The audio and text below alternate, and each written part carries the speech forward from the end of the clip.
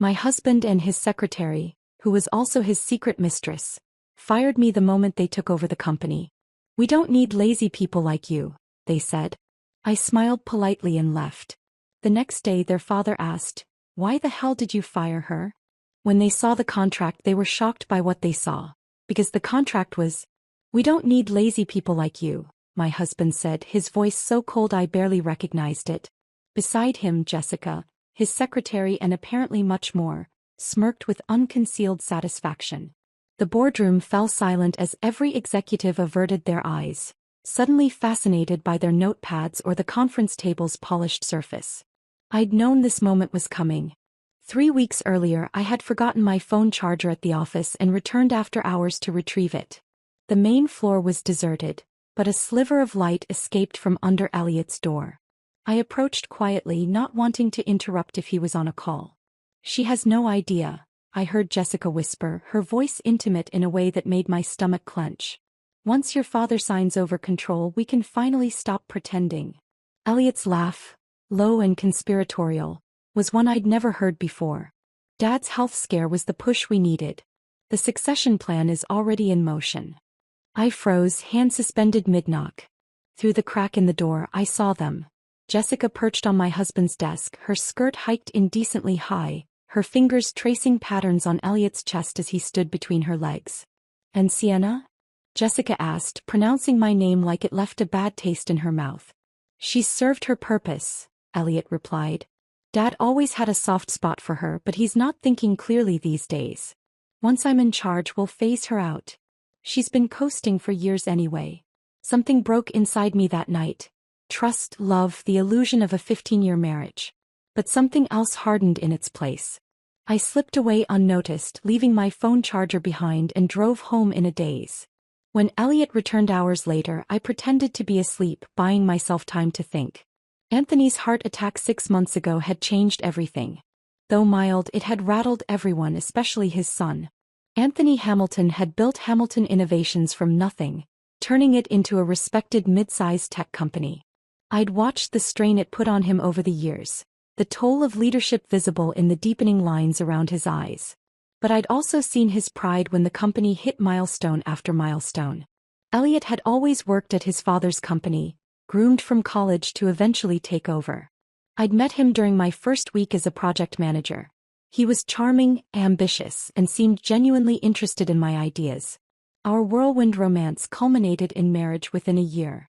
Anthony had welcomed me warmly, both as a daughter-in-law and as an employee with fresh perspectives.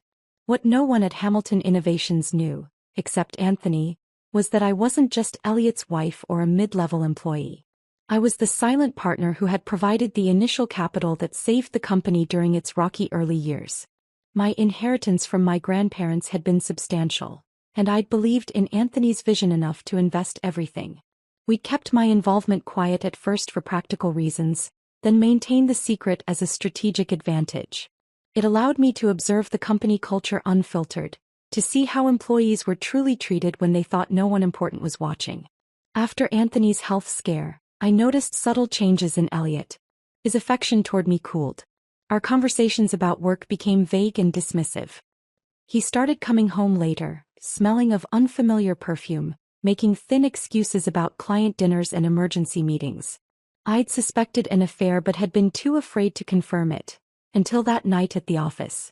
The following weeks brought a flurry of secretive meetings Elliot didn't invite me to. Anthony called less frequently, sounding strained when we did speak. The company grapevine hummed with rumors of reorganization. I watched it all unfold with a strange detachment, like observing a play where I already knew the tragic ending. Which brought me to today's board meeting, the culmination of betrayal that had been building for months. "Sienna, your position is being eliminated as part of our restructuring," Elliot continued, shuffling papers without meeting my eyes. "The severance package is generous, considering your contributions." Jessica slid a folder across the table, her red nails tapping impatiently as I made no move to take it. "It's all standard procedure," she added with false sympathy. "We're streamlining operations now that Elliot has assumed full control from his father." "Where is Anthony?" I asked, my voice steadier than I expected. "Dad's resting at home. Doctor's orders," Elliot replied quickly. He's signed over operational control but remains chairman emeritus. He trusts my vision for the company's future. I doubted that very much. Anthony and I had spoken just last week about Elliot's recent decisions. The corners cut on quality control, the loyal employees replaced with his college friends, the risky ventures undertaken without proper due diligence. Anthony had been troubled, conflicted between paternal pride and business sense. I see, I said, finally reaching for the folder. I opened it, scanned the first page and closed it again. Is that all? Elliot blinked, clearly thrown by my calm. He'd expected tears, perhaps a scene. Jessica looked equally confused, her triumph dimming in the face of my composed demeanor. You have until the end of the day to clear out your office, she said, attempting to reassert control. Security will escort you. I stood, smoothing my skirt. That won't be necessary. I can find my way out of the building I've worked in for 15 years. As I gathered my belongings, I felt the board's collective discomfort. These were people I'd worked alongside for years. Some friends, some merely acquaintances. None spoke up. One question, I said, pausing at the door. Does Anthony know about this meeting? A flicker of unease crossed Elliot's face. As I said, Dad stepped back from day-to-day operations. I'm handling things now. I nodded slowly. Congratulations on your promotion, Elliot. You too, Jessica. I imagine your new position comes with substantial benefits. Jessica flushed, but Elliot's jaw tightened in anger. He recognized the double meaning in my words. I walked out with dignity, past the curious stares of colleagues, past the office I'd occupied for over a decade. My calm exterior betrayed nothing of the calculations running through my mind. They thought they'd seen the last of me, a dismissed employee, a soon-to-be ex-wife, a footnote in the company history. They had no idea what tomorrow would bring. I walked to my car in the company parking lot, my box of personal items lighter than 15 years of memories should be. The security guard, Jim, who'd watched my back on countless late nights, gave me a sympathetic nod. He knew better than to offer the escort Jessica had ordered. As I drove away from Hamilton Innovations, my mind drifted back to where it all began. The Chicago Business Innovation Conference 16 years ago. I was fresh out of my MBA program, hungry to make my mark, still mourning my grandparents' passing while trying to figure out what to do with the substantial inheritance they'd left me. Anthony Hamilton stood out immediately, not because he was the loudest or flashiest presenter but because of his quiet passion. While other entrepreneurs showcased half-baked apps and questionable social media platforms, Anthony had actual prototypes for energy-efficient building systems. His booth was modest compared to the venture capital darlings, but his eyes lit up when explaining the technology. The problem, he told me after I'd lingered at his display long enough to ask detailed questions, isn't the technology. It's the capital. Banks see us as too risky and venture capitalists want controlling interest. We ended up talking for hours at the hotel bar afterward, sketching possibilities on cocktail napkins. Anthony had 20 years of engineering experience, a small but dedicated team, and a warehouse full of promising prototypes. What he didn't have was runway. My son just graduated business school, he mentioned, pride evident in his voice. Elliot has fresh ideas about marketing, distribution channels I hadn't considered. I remember thinking how rare it was, a father and son wanting to build something meaningful together. It resonated with me. I'd been close to my grandfather who always regretted not having the capital to expand his small hardware store. What if I invested? I asked impulsively after my third iced tea. My grandparents left me their life savings. It's just sitting in accounts while I figure out what to do with my life. Anthony had laughed, thinking I was joking. When he realized I wasn't, his expression grew serious. That's not something to offer lightly, Sienna. But it wasn't a light offer. We met again the next day and the next. He showed me business plans, market research, patent applications. By the end of the week I was convinced. $500,000, I said in his hotel room on the final day of the conference. For 49% of the company. Anthony nearly choked on his coffee. That's too generous. And frankly too risky for you. I shook my head. I've read every page of your business plan. I believe in what you're building. But I want 51%. His face fell. I can't give up controlling interest, Sienna. This company is my life's work. I don't want control day to day, I clarified. I want protection. I've seen too many investors get pushed out once companies become successful. We'll draft an agreement. You run the company as you see fit, but major decisions require my approval.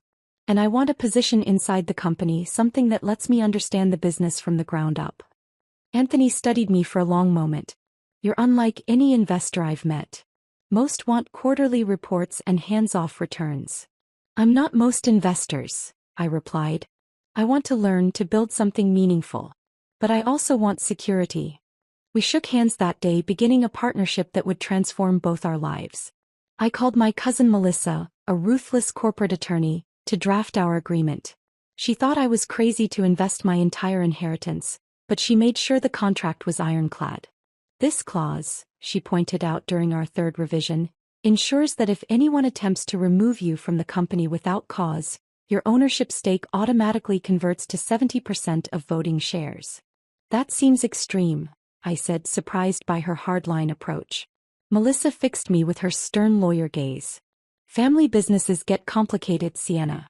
Especially when there's a son involved who hasn't earned what his father built. Trust me on this. I signed the papers, transferred the funds, and moved to join Hamilton Innovations as a project manager. Anthony introduced me to Elliot at the company Christmas party that year. The attraction was immediate and mutual. When Anthony saw the spark between us, he took me aside. This complicates things, he said, nursing a whiskey. If you and Elliot become involved, we should keep your investor status quiet. Not forever, but until we're sure. I agreed.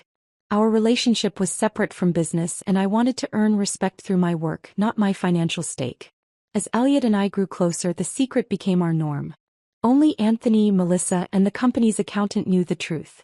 Years passed. The company flourished. Elliot and I married. I rose through middle management on my own merit, careful never to use my hidden influence. Anthony became not just a business partner but a true friend, often confiding in me about company matters he wouldn't discuss with others.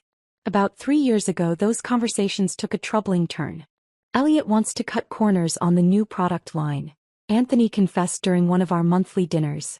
Says we could save 15% on manufacturing costs by switching suppliers. The Korean manufacturer? I asked, familiar with the proposal. Their quality control has been questioned industry-wide. Anthony nodded, lines deepening around his eyes. I've built this company on reliability. One recall could destroy our reputation. It wasn't just business decisions. Anthony worried about Elliot's character, his treatment of employees, his focus on appearances over substance. And increasingly he worried about Jessica. She's ambitious, Anthony said carefully after her promotion to executive assistant. Nothing wrong with ambition, but what?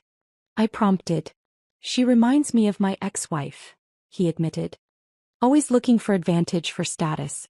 I see how she looks at Elliot. I should have paid more attention to his concerns, but I was busy launching our sustainability division, fighting for resources against Elliot's preference for flashier projects. Slowly, almost imperceptibly, my husband and I began living parallel lives, connected by marriage and the company but growing apart in values. After Anthony's heart attack, during a private moment in the hospital, he squeezed my hand with surprising strength. "Remember your contract," he whispered. "Melissa made sure you'd be protected. No matter what happens." At the time, I'd thought he was delirious from medication. Now, driving home from the office with my career and marriage in shambles, his words echoed with prophetic clarity. I pulled into my driveway, drew a deep breath, and made 2 calls. The first to Anthony. The second to Melissa. Tomorrow would be a very different day. I slept surprisingly well that night, waking to my phone buzzing incessantly on the nightstand. 6 missed calls from Elliot, 3 from Jessica, and 1 text from Anthony. "It's done. Coming to pick you up in 30 minutes. Coffee in hand, I watched through the kitchen window as Anthony's sensible sedan pulled into my driveway exactly on time. He'd always been punctual, a quality Elliot had never inherited. "You look better than expected," Anthony said as I slid into the passenger seat. His color had improved since I'd last seen him, though fatigue lined his face. "Being underestimated has its advantages," I replied. "How did it go?" Anthony's knuckles whitened on the steering wheel. "Worse than I imagined, better than they deserved." He'd gone to the office at 7 a.m., earlier than his usual schedule since his heart attack. Elliot and Jessica were already there, apparently celebrating their coup with champagne in Elliot's newly expanded corner office. My former workspace now incorporated into his domain. I heard the giggling from the hallway, Anthony said, disgust evident in his voice. Didn't even have the decency to close the door properly. When I walked in, Jessica was sitting on my old desk. My desk, Sienna, with her shoes kicked off in her legs. He trailed off, too gentlemanly to continue. I can imagine, I said quietly. Anthony had stood in the doorway, unnoticed for several seconds, before clearing his throat. Having a party without me? He'd asked, his voice deceptively mild. Elliot had nearly fallen out of his chair. Dad, you're supposed to be resting. Clearly, so I wouldn't interfere with your management decisions? Anthony had stepped into the room, closing the door firmly behind him. Like firing my business partner without consulting me? Jessica had scrambled off the desk, smoothing her skirt. Mr. Hamilton, Elliot was simply implementing the restructuring plan you approved. I approved no such thing, Anthony had cut her off. And I certainly never authorized terminating Sienna. It was a necessary business decision, Elliot had insisted, regaining his composure. The severance package was generous. Mom always said you were too soft on her anyway. Anthony described the fury that overtook him then, a rage so intense his vision had actually blurred around the edges. The doctor had warned him about stress, but in that moment he couldn't contain himself. I didn't raise you to be cruel, Elliot, he'd said. Or stupid. Did you even read the contract before you fired her? Elliot had scoffed. What contract? She's middle management. Anthony had reached into his briefcase and pulled out a folder. The original agreement Melissa had drafted 16 years ago. Sienna isn't just your wife, you fool. She's my business partner. The majority owner of Hamilton Innovations. As Anthony recounted the moment of revelation, a grim smile crossed his face. I wish you could have seen their faces, Sienna. Pure shock. Jessica actually dropped her champagne flute. You're lying, Elliot had spluttered. That's impossible. I would have known. Would you? You've never shown interest in the founding documents. Too busy taking credit for other people's innovations. Anthony had slapped the contract onto the desk. Sienna provided the startup capital when no bank would touch us. Her inheritance funded everything. The equipment, the patents, the first 3 years of operating costs. Without her, there would be no Hamilton Innovations. In the car, I asked, how did Jessica react? Anthony snorted. First shock, then calculation. That woman adapts quickly. She immediately tried to position herself as an innocent bystander. I was just following Elliot's directives, Mr. Hamilton. I had no idea about any of this. But Anthony hadn't been fooled. He'd seen the text messages on Elliot's phone. Jessica had been the one pushing for my termination for months, suggesting replacements for my role, always people connected to her somehow. Then she tried discrediting you, Anthony continued as we pulled into the company parking lot. Said you'd been undermining Elliot, sabotaging projects, sharing company secrets with competitors.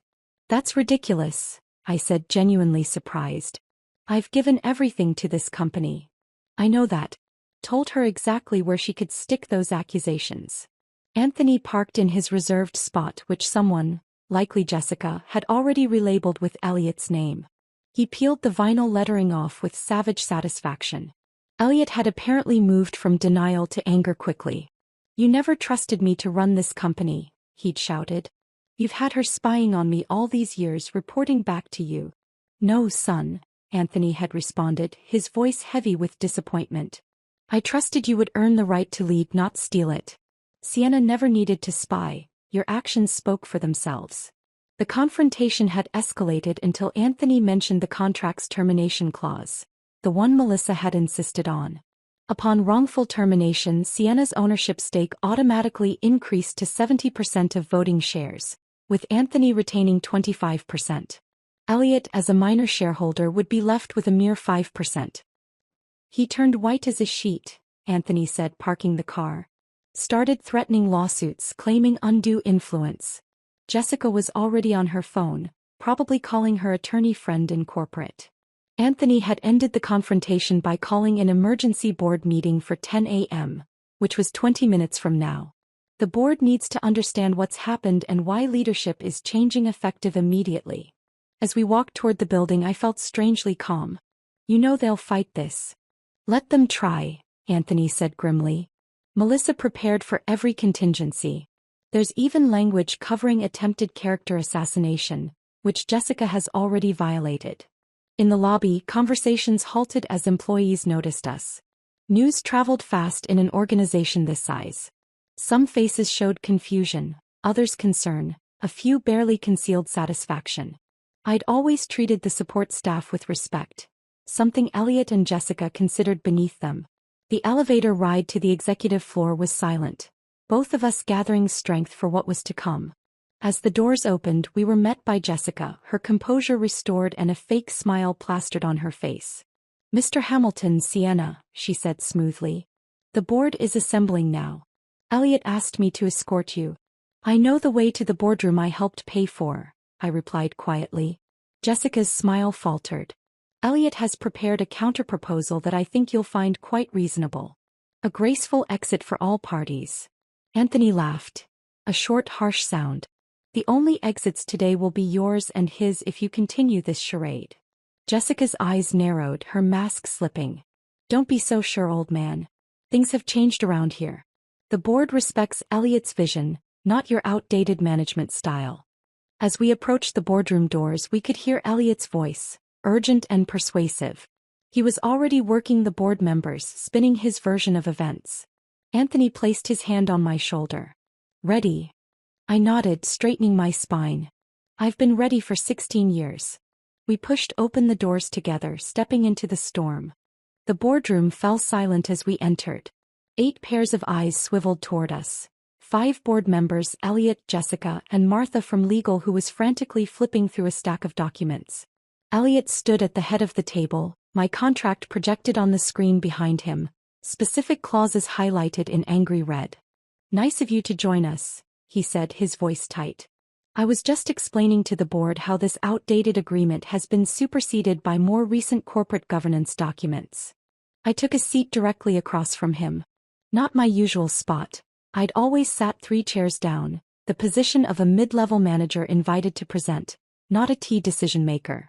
The board members' expressions ranged from confusion to awkward discomfort. None of them had known I was anything more than Elliot's wife and a dedicated employee. Martha, I said calmly to the young attorney, you might want to call Melissa Parker at Harrington and West. She drafted the original agreement and all subsequent amendments. She's expecting your call. Martha glanced nervously at Elliot, who gave a curt nod. As she slipped out to make the call, Anthony placed a thick folder on the table.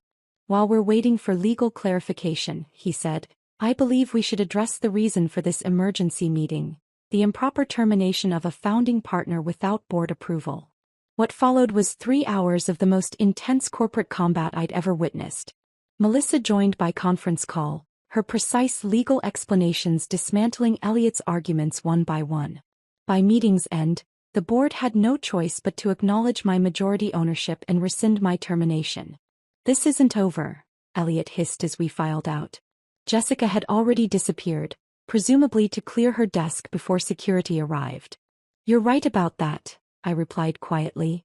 That confrontation had been 2 weeks ago.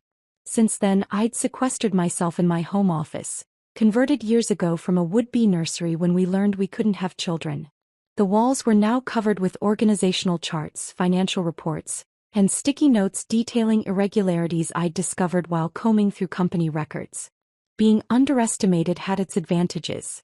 As just an employee, I'd had access to systems and conversations that revealed the true state of Hamilton innovations.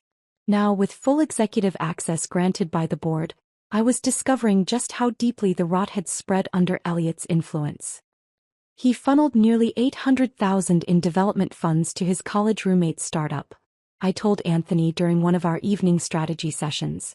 The agreement shows we received exclusive licensing rights, but the technology never materialized. Anthony shook his head, examining the documents I'd spread across my dining room table. Nathan Forsyth always had Elliot convinced he was the next Steve Jobs. How did I miss this? It was buried in the R&D budget as external consultation. And there's more. I passed him another folder. Jessica's brother was hired as a senior sales consultant last year. Salary of $150 plus commission. According to HR records, he hasn't brought in a single account. Night after night, we pieced together a disturbing pattern. Elliot had been systematically replacing experienced staff with friends and connections, creating a network of loyalty built on favors rather than merit. Quality control reports had been altered. Customer complaints buried. Financial projections manipulated to justify bonuses. My phone buzzed constantly with Elliot's messages, evolving from threatening to cajoling to desperate. You're making a mistake. We can fix this. Whatever Dad's paying you to do this, I'll double it. Sienna, please. 15 years of marriage has to count for something. At least meet me for coffee. Hear my side. I let them all go to voicemail, focusing instead on the allies I'd need for what came next. First was Darlene from accounting, who'd been with the company since the beginning. She'd watched her department shrink as Elliot outsourced functions to a firm run by his former classmate. I've been keeping my own records, she confided when I invited her for coffee at a cafe far from the office. She slid a flash drive across the table. Discrepancies between reported expenditures and actual payments. Thought I was just being paranoid until you called. Then came Robert from engineering, passed over for promotion when Elliot brought in Jessica's cousin despite Robert's superior qualifications. The new safety protocols were shelved, he revealed during our discreet meeting. The ones you championed last year. Jessica said they were cost prohibitive, and had Elliot sign off on the minimum legal standards instead. One by one, I connected with employees who'd been sidelined or silenced. Each had a piece of the puzzle, evidence of corners cut and standards compromised. You've built quite the shadow network, Anthony observed one evening, impressed by my methodical approach. I never realized how many people were loyal to you. Not to me, I corrected him. To the company's values. The ones you instilled from the beginning. In our third week of investigation, Anthony brought his own bombshell. Elliot's been meeting with Westlake Industries. I had Greg from legal follow up on a rumor. They're discussing acquisition terms. My blood ran cold. Westlake was our biggest competitor, known for buying companies, stripping their assets and discarding the employees. He can't sell without our approval. He's trying to leverage his position as CEO to force our hand, claiming that without this deal the company will fail. Anthony looked exhausted. Some board members are getting nervous. That night after Anthony left, I sat alone in my home office, staring at the evidence we'd gathered. My phone buzzed with Elliot's 19th call of the day. This time I answered. What do you want? I asked flatly. Dinner. Just dinner, Sienna. His voice held none of its usual arrogance. The Preston Hotel. Private dining room. I'll come alone. I should have refused, but curiosity won out. Tomorrow. 7 o'clock. I'll be bringing someone from legal. Fine. Whatever you need. He paused. Thank you for at least talking to me. I hung up without responding and called Anthony. Elliot wants to meet. It's a trap, he warned immediately. Of course it is, I agreed. But I want to hear what he's offering. It might reveal what he's most afraid of us finding. We spent the rest of the night preparing, anticipating every possible scenario. By dawn, I had outlined our final strategy, the calculated response to Elliot's desperate moves. I showered and dressed carefully, selecting a conservative blue suit I hadn't worn since my termination. In my briefcase, I placed a single folder containing documents that would determine the future of Hamilton Innovations, and the people who had built it. Whatever happened at dinner, Elliot was about to learn that underestimating me had been his most expensive mistake.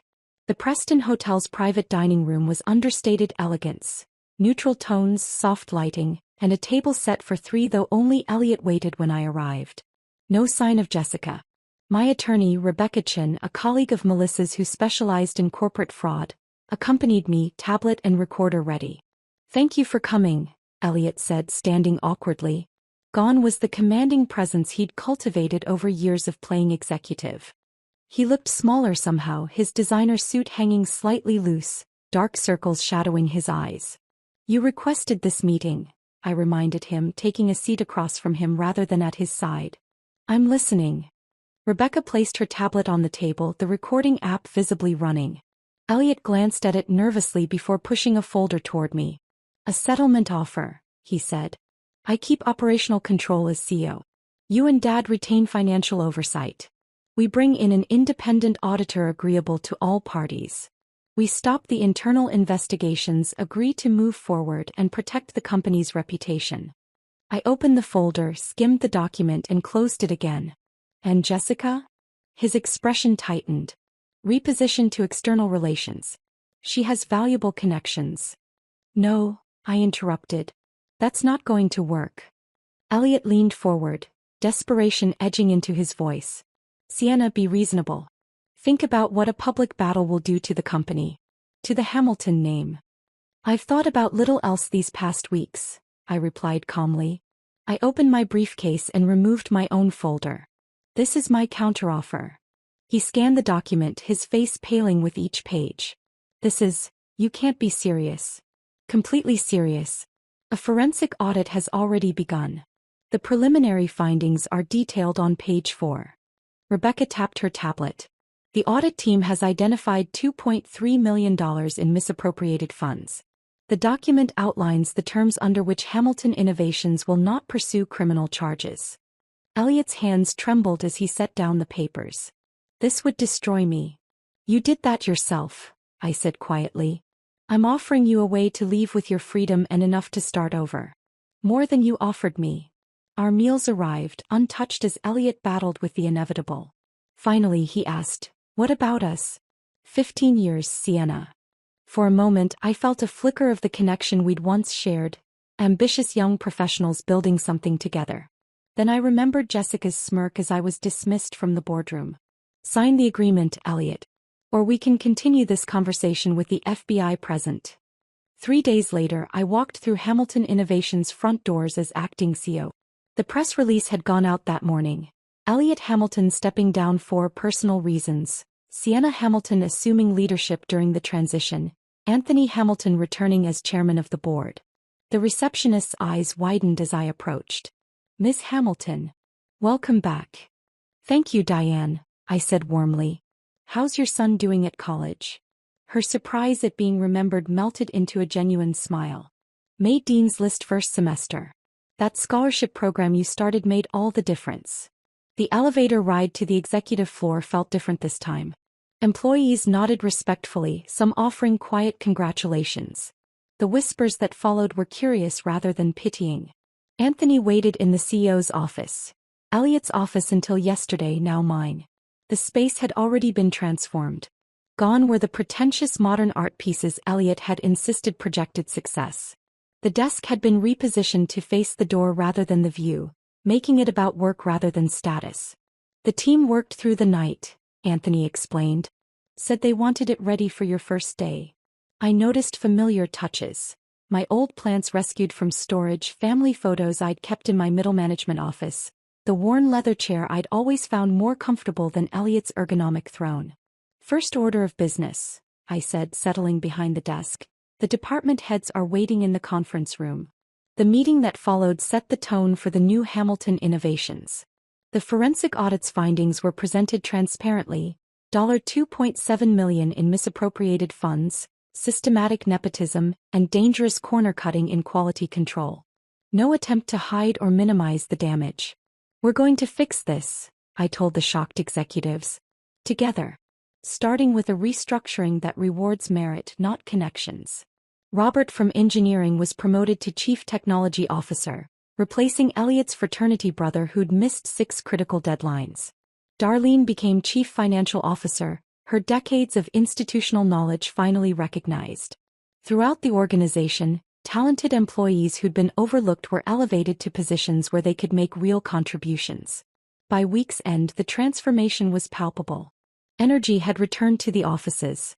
Ideas flowed freely in meetings where people had previously kept silent, afraid of contradicting Elliot or Jessica's favorites. I've never seen morale rebound so quickly, Anthony commented as we reviewed the week's progress. The board is impressed. Even the skeptics are coming around. People want to do good work, I replied. They just need the right environment. The final confrontation came unexpectedly. I was working late, reviewing production schedules when my office door burst open. Jessica stood there, mascara streaked down her face, clutching a designer handbag like a shield. "You got what you wanted," she spat. "Elliot's leaving the country. Says he can't face the humiliation." I set down my pen. "That's his choice. The agreement only required his resignation. You destroyed him. After everything he did for this company." "What exactly did he do, Jessica? Besides taking credit for other people's work and funneling money to friends?" She faltered, anger momentarily replaced by uncertainty. "He had vision." "No," I corrected gently. "He had ambition. There's a difference." Jessica sank into a chair, suddenly deflated. "What happens to me now?" "That depends. The forensic audit shows you received $176,000 in improper bonuses and authorized hiring 3 family members for non-existent positions. You can repay the money and resign, or we can proceed legally." Her facade crumbled entirely. "I can't repay that kind of money. It's gone." "Then you have a difficult road ahead." I handed her a card. "This attorney specializes in financial restitution cases. She can help structure a repayment plan that might keep you out of jail." After she left, Anthony appeared in the doorway. "You heard." I nodded. Security called when she arrived. He entered, closing the door behind him. "You could have had her arrested." "To what end?" "She's lost everything that mattered to her. Status, power, Elliot." I shrugged. "Some lessons have to be learned the hard way." Anthony studied me with newfound respect. "When did you become so wise?" "Somewhere between being fired by my husband and discovering I owned the company," I replied with a small smile. As we looked out over the city lights, Anthony placed a hand on my shoulder. "You know, I always hoped Elliot would grow into the kind of leader this company deserved. Turns out she was here all along." The Hamilton innovations that emerged from the scandal was stronger, more ethical, and more innovative than before. The projects I'd championed for years, sustainable materials, employee development programs, ethical manufacturing, became our new priorities. Sometimes, late at night in my office, I found myself wondering about Elliot and the life we'd planned together. But those moments grew rarer as Hamilton innovations flourished under new leadership. Some called it revenge. I preferred to think of it as restoration, of values, of purpose, of potential. The company hadn't just survived betrayal, it had been transformed by it. And so had I.